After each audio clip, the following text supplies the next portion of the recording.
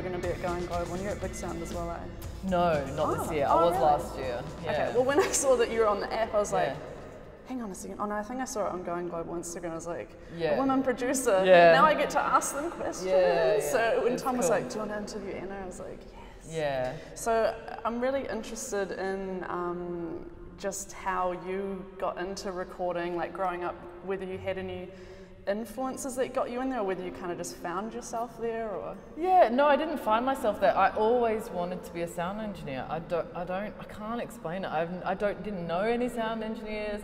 Like my parents aren't in the business. Like I don't have any of that stuff. I just always, whenever I saw like on telly someone being interviewed in the studio or working in the studio or something like that, I just felt like that was my calling. And so when I was about 15, I started going to the open day at the Performing Arts Uni where I lived in WA, and he was like too young, and then when I got to year 12 I applied and I got in. There was only 10 people that got in, so it's pretty amazing. And on my first day someone told me that I only got in because I was the token girl. Right. Which really fucking pissed me off. Am I allowed to swear? Fuck yeah. Cool. So that really pissed me off. And it really pissed me off because I had like basically done work experience and gone and worked for free every school holidays for 3 years to get into this course. And I feel like I really got in off my merit. And then to have someone say that is just like, really? Actually, it's because you have a vagina. Yeah, so whatever. So I did that course and then I moved to London and got work experience in a studio, and I was just doing that for a while. Well, after 2 weeks, they offered me an assistant engineer job. Cool.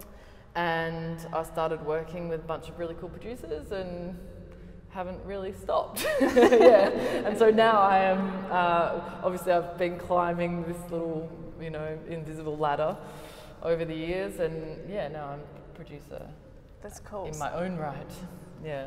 So when you started being just a studio assistant, or an assistant engineer, were you working around many other women at all, or did you find there was was none. There's none. The only other female producer engineer that I've come across was at the same time that I was assisting Paul Epworth and Ben Hillier in London. Catherine Marks, who's a girl from Melbourne but who lived in London, was assisting Flood. Right. And our two studios were like sister studios, and so we would occasionally see each other.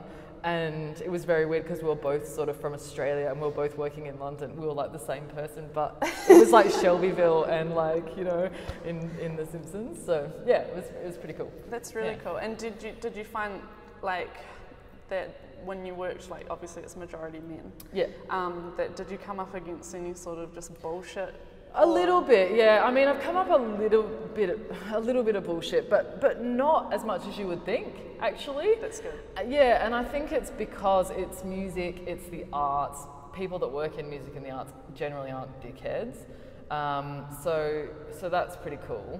I have had a couple of instances, and it was when I was a lot younger too. Yeah. I had a couple of instances of people saying really inappropriate things, and not like sexual things, but like things that were it's that whole saying that you only got into this because you're the girl, like that stuff, and it's like, you have no idea how hard I've worked for this, so whatever. But both times that happened to me, I was just like, yeah, whatever, dude. And it actually doesn't really bother me that much because I just know that it's not true. But it's pretty inappropriate. So the 2 times that happened, I didn't do anything about it, but the other men that were there, like in one example, I was an assistant engineer and some guy told me that I should have been making everybody dinner in the studio instead of being in the studio. And he was serious. It wasn't like a joke. And I was like, okay, cool.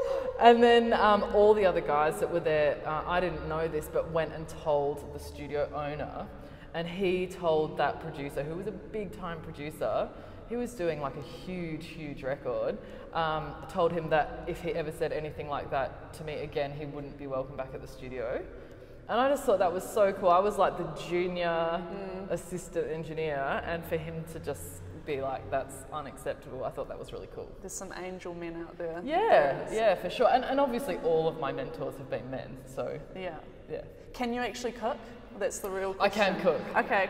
I can cook, yeah. I feel like if it was me, I would have been like, chill, accepted, and then I would have just made the worst fucking meal they've ever had in their lives, and they would have never asked me again. No, it's just, And the funny thing was, at that time in that studio, we did all make dinner for each other. Like, that was a big part of the culture, because we would be there all day. Yeah. So every day it would be someone's job to go and make the dinner, you know?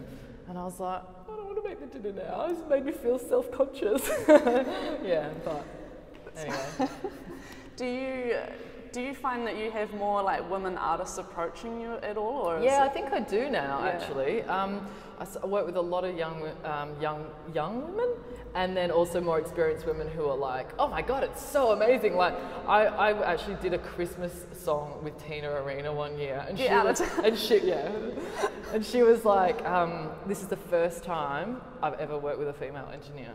And she's been doing it since she was 7, and I couldn't believe that. But that's what blew my mind about like finding out about Sylvia Massey. I was like, oh yeah, okay, what records does she work? Toll? Like what? I didn't even know that, you know. I was like, holy shit. Yeah. I've never. And she like ran that studio out in Weed for a long time. She's a big deal. Yeah. And like I've never seen another woman like. I mean, my career is still really young. I've recorded just an album and an EP and a couple of singles, but I've never seen another woman in that environment while I'm there, and I just kind of accept that it's a dude fest. Yeah. Like it didn't even cross my mind that I'm like, I could actually like purposely seek out women producers and engineers and like bring them in, even if say I still wanted to work with my current producer, but how about we get women engineers or like, you know?